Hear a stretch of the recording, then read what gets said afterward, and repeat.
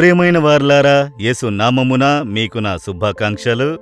మీరొక యవ్వన చెల్లిగా ఉంటే, యవ్వన తమ్ముడుగా ఉంటే మీకు విశేషమైన శుభాకాంక్షలు.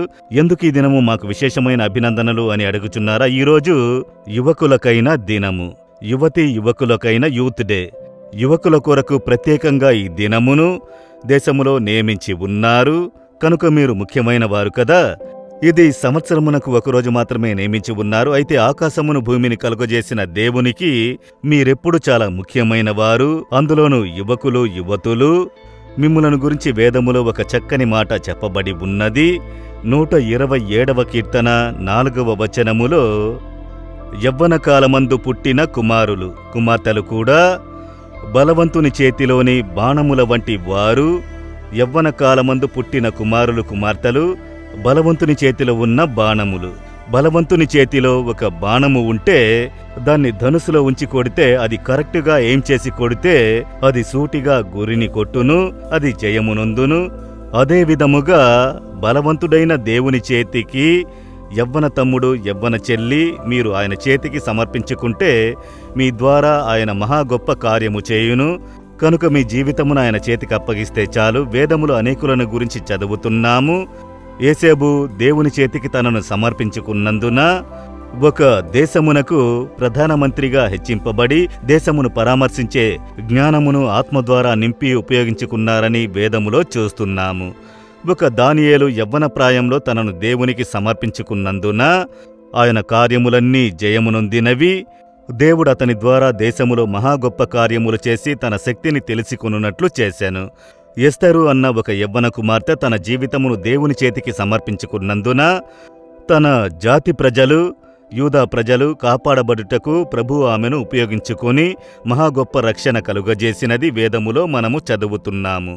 అదేవిధముగా నూతన నిబంధన కాలములో స్తెఫను, పౌలు ఇలాంటి యవ్వనస్తులు తమ జీవితమును దేవుని చేతికి సమర్పించినందున తిమోతి, తీతు లాంటి అనేకులను దేవుడు ఉపయోగించుకుని మహిమ కలిగిన కార్యములను చేశారు. అదే మన దేశంలో చూస్తే దాదాపు 125 సంవత్సరాలకు ముందు మన దేశములోని వేలూరుకి మిషనరీగా వచ్చిన స్కెడర్ ఫ్యామిలీలో ఉన్న ఒక యువతి, అమెరికా దేశమునకు చెందిన కుటుంబము, అమెరికాలో చదువుకుంటూ ఉండే కుమార్తె, చదువు ముగించి జీవితంలో సెటిల్ కావాలని కలలతో ఉన్న ఆమె సెలవు దినములలో తల్లిదండ్రులు ఇండియాలో మిషనరీలుగా ఉన్నారు, వారిని చూడాలని వచ్చి వేలూరుకొచ్చి వారిని దర్శించారు. ఆ సమయంలో యవ్వనులైన కుమార్తెలు యవ్వన ప్రాయంలో ఆ కాలంలో వివాహం చేస్తారు. తల్లిదండ్రులు 13-14 సంవత్సరాల్లో వయసుకు వచ్చిన వెంటనే పెళ్లి చేస్తారు. తొలి ప్రసవంలో ఒకే రోజు 3 ఆడపిల్లలు చనిపోయారు. ఆ దృశ్యము ఆమె హృదయమును బాధించింది. ఎందుకంటే ఆ కాలంలో మహిళలు వైద్యులుగా ఉండేవారు కాదు. పురుషుల దగ్గర స్త్రీలు వైద్యం చూసేవారు కాదు, ప్రసవం చూసేవారు కాదు. అందువలన ఈ మరణములు సంభవించాయి. అది ఆమె హృదయమును బాధించింది. అయ్యో, ఈ బీద ప్రజలు, వీరు మగవారి దగ్గర వైద్యము చూడనంటున్నారు అని చెప్పి ఆమె మనసులో దుఃఖం కలిగినప్పుడు ఆమె హృదయంలో దేవుడు మాట్లాడారు. ఈ ప్రజల కొరకు నీవు వచ్చెదవా? ఈ ప్రజలకు సేవ చేయుటకు నీవు వస్తావా అని మాట్లాడారు. ఆమెకొక గొప్ప కల ఉండేది. అమెరికాలో చదువు ముగించి పనిచేసి మేము బాగా మంచి జీవితం జీవించాలి అని. ఆమె దర్శనమును విడిచిపెట్టి కాస్త దిగివచ్చి దేవుని చేతికి తనను సమర్పించుకున్నారు. దేవా, ఈ ప్రజల కొరకు నేను వచ్చేదను అని చెప్పి తన జీవితమును సమర్పించుకున్నారు.